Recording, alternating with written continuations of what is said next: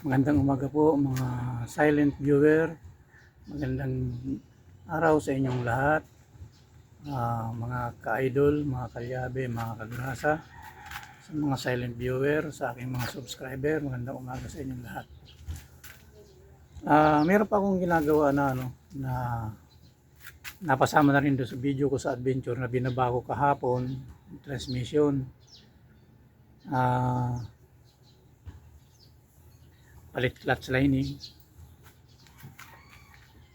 Ayun, hindi ko na nabidyohan yung huli dahil ang dami kong ginagawa. Hindi na ako nakapagawa ng video. Kasi basic lang naman yun, basic works lang naman yun. Kahit helper mechanic, kayang-kaya yun. Ito po, may ginagawa pa akong yung dukot makina. Dukot na parang hindi naman. Yun po. Bali yung po nito, yung tornilyo, bagong overhaul din po, bagong overhaul na po ito. Bagong overhaul na yan. Ngayon, siguro yung mekaniko naggawa nito, masobrahan niya ng higpit. Ayan, na-loose thread yung naharus yung thread nung connecting rod bolt.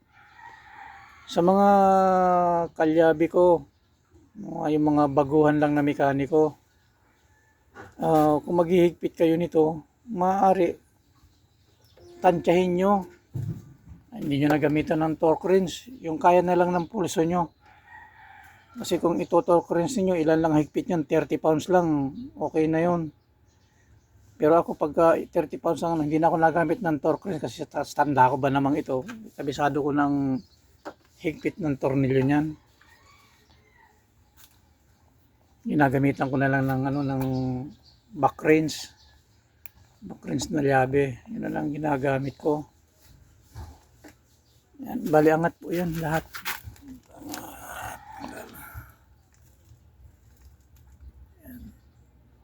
Ayan yung oil fan. Maya lang po kabit ko na yan lahat.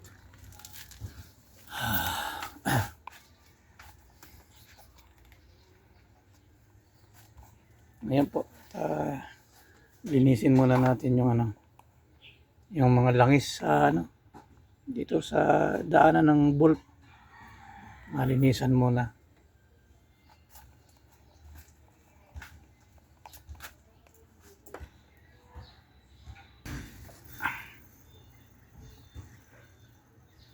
Ito po mga idol, nakakabit na.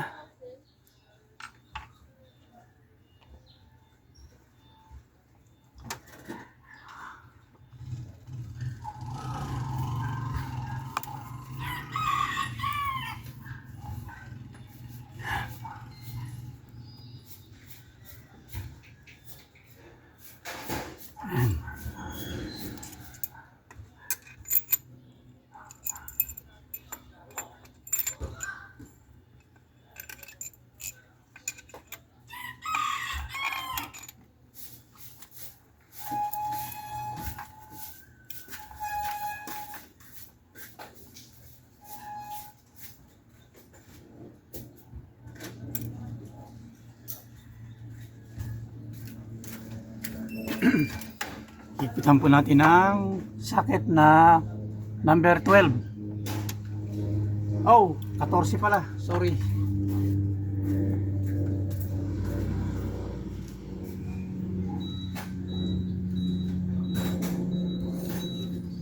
Dino, tapos ka na, Dino! Tapos ka na!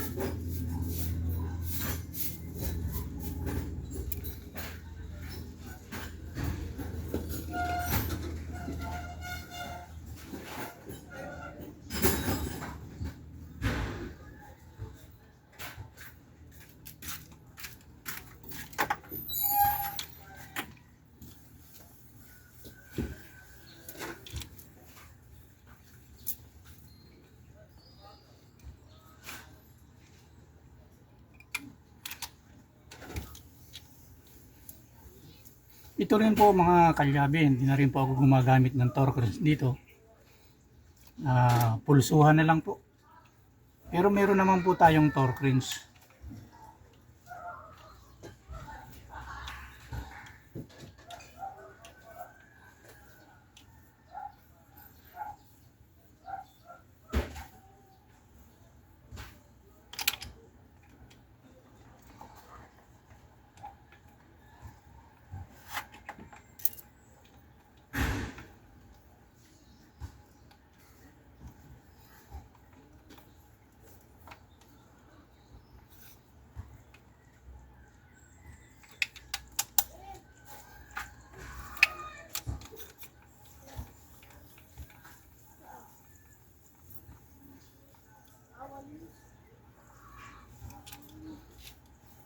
Yung head bolt po nito, makakaya ng mga mga 40 pounds o kasi depende po yan sa bolt. So baka kaya to ng mga 60 pounds o 50 pounds.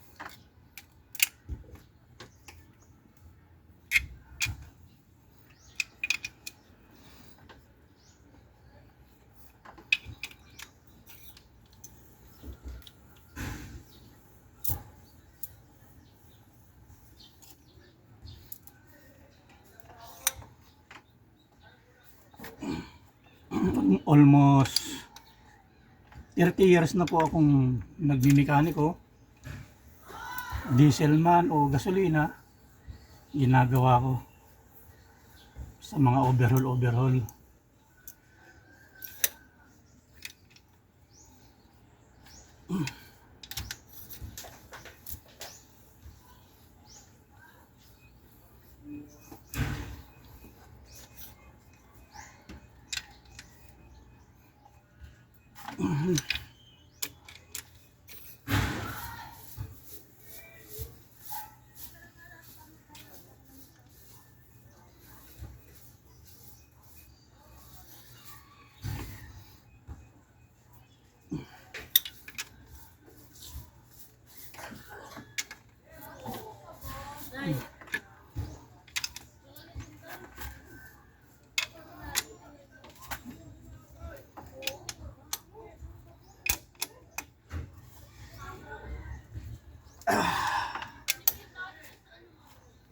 Okay.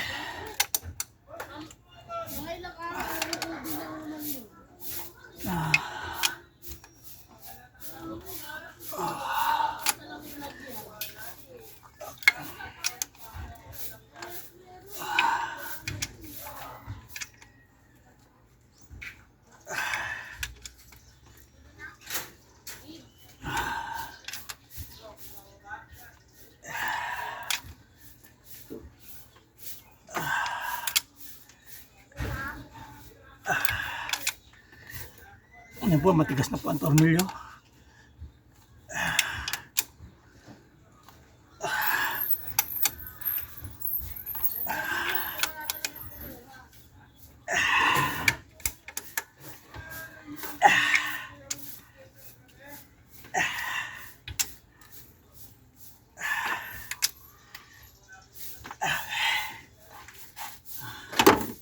Kunin po natin yung torque wrench. Tingnan natin kung umabot tayo ng 60 pounds sa higpit.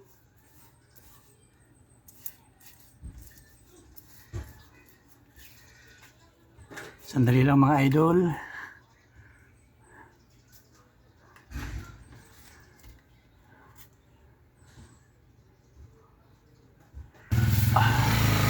Dito po. Luwagan natin. Pihitin natin ngayon. 70.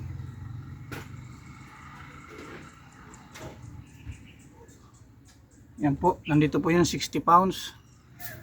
Yan, 60 pounds. Tingnan natin. Umabot ako ng 60 pounds. Pag lumagutok po ito, okay na. O, yan po, lumagutok na, 60 pounds. Ayan. 60 pounds nga. Ayan. 60. Kahit siguro 70 pounds o 65 pounds. Lalagutok to dahil naka pinul tight ko na itong bolt. Yan, may torque wrench po tayo. Palibasa po kasi matanda na tayong mekaniko at lagi pa ako nakakagawa ng mga ganito. Kabisado ko na to.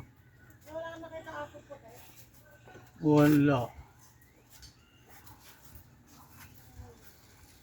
Sitso? Wala akong nakikita kung nagagawi rito.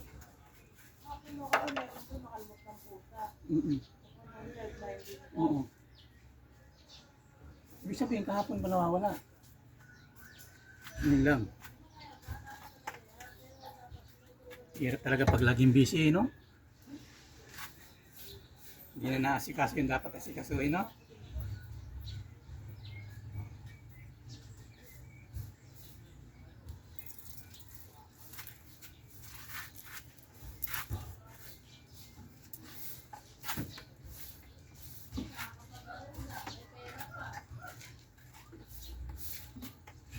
Ngayon po magkabit po tayo ng timing.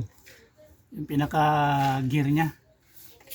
Siguro naman po yun sa mga kabisado na to. Kasi nagbaklas po ako. Tingnan nyo, hindi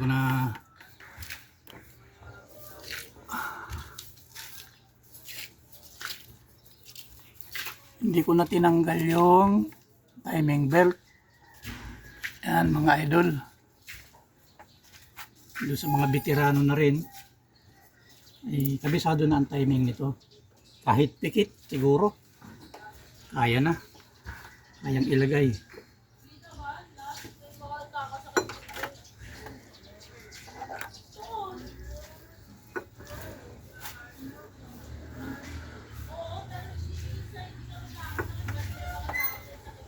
Ito.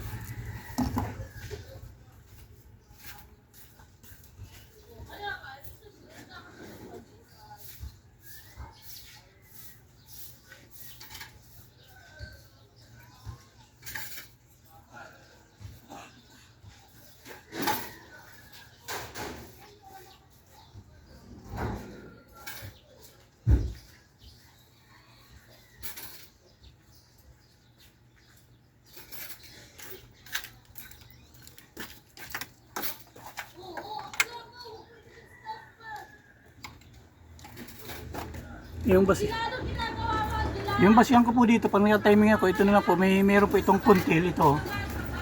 May tuldok po yan dito. Yan, doon ko na lang po itinatapat. Yan. Yan, may tuldok dito. Tapos itong puntil na to, tapat mo lang doon sa tuldok. Sakto na po yan. Okay. Ngayon, lagay na po natin itong timing gear.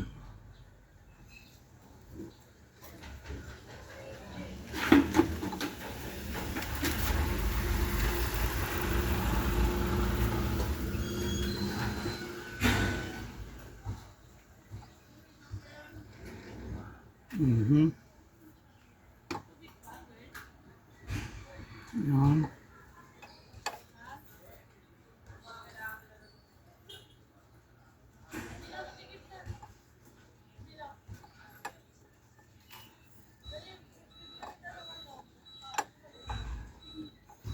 Na.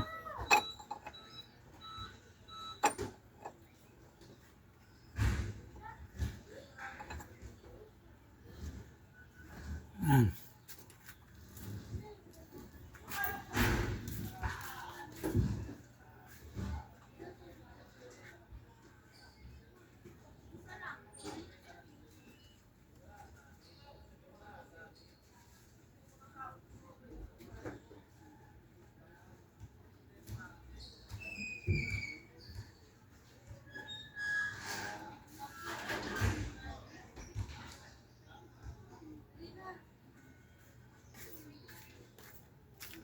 tornilyo.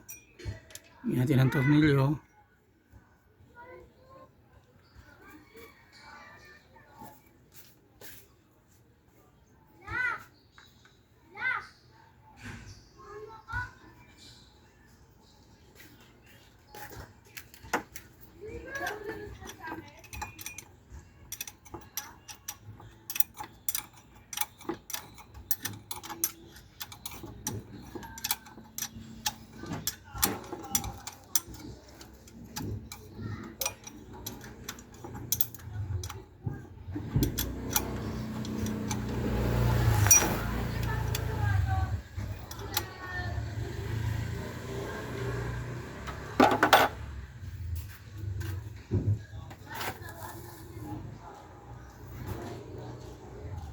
Yan.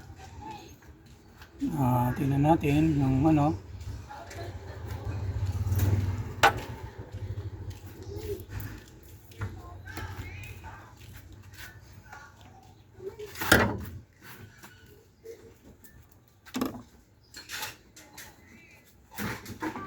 Pabili po.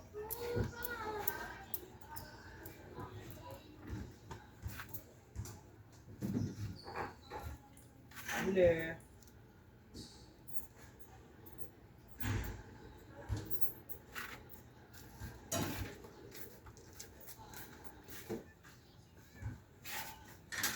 Ali po. Ali. Dalawa sa kaya.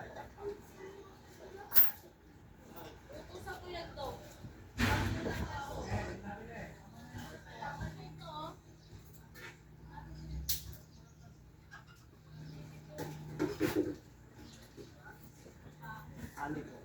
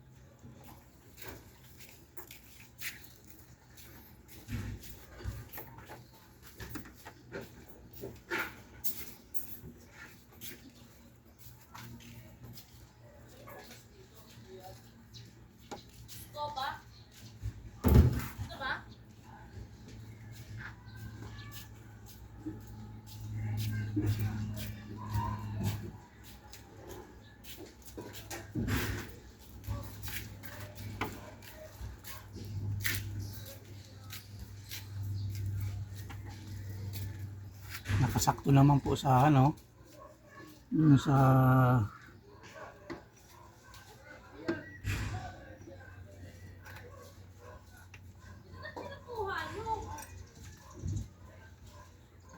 doon sa timing mark, sa crankshaft timing, tama ko siya, sakto.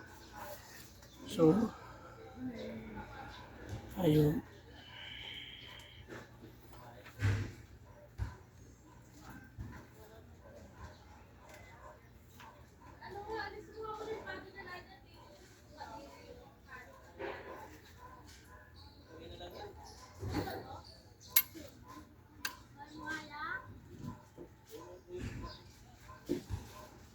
Tayo na lang yung isa.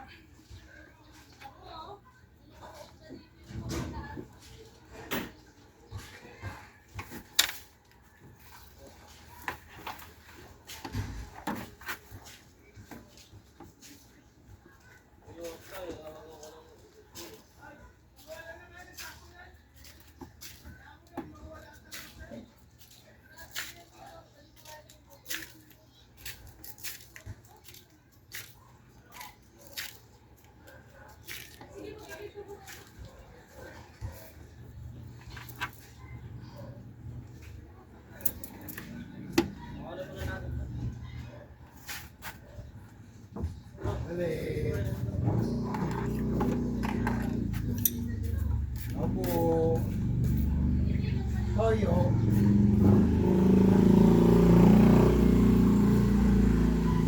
Toyo. Kahit ano.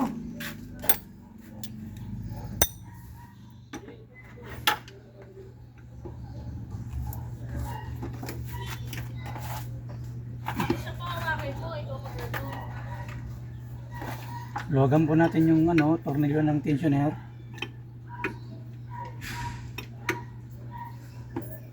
Ah.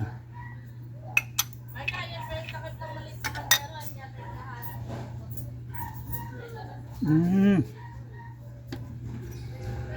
Ganyan po tayo.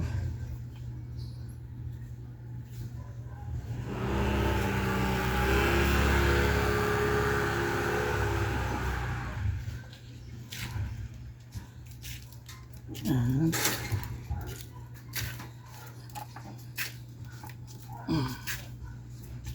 Ayan. Ayan. Tapos,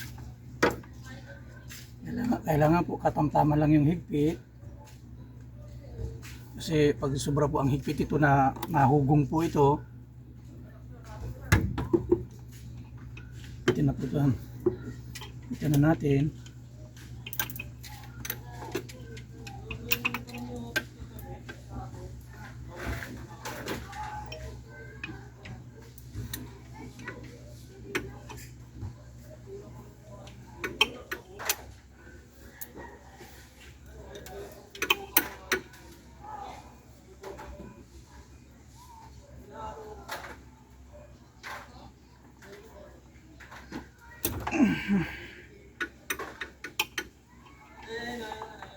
Okay. Higpit na po siya. Tapos,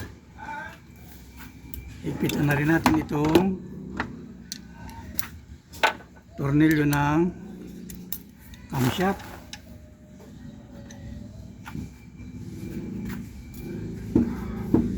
Para mahigpitan natin ng ayos, kontrahin natin.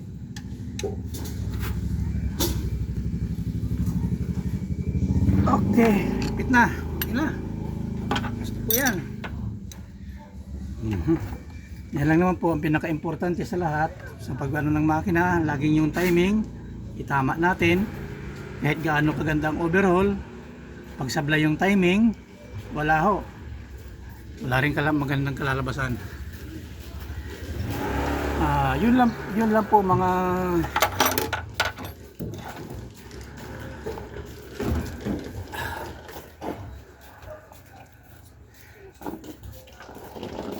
lang po mga kagrasa dahil yung iba naman po ay basic na po yun. Basic na lang naman yan. So ikakabit na lang po yung mga takip, yung takip dito, mga hose. Yan.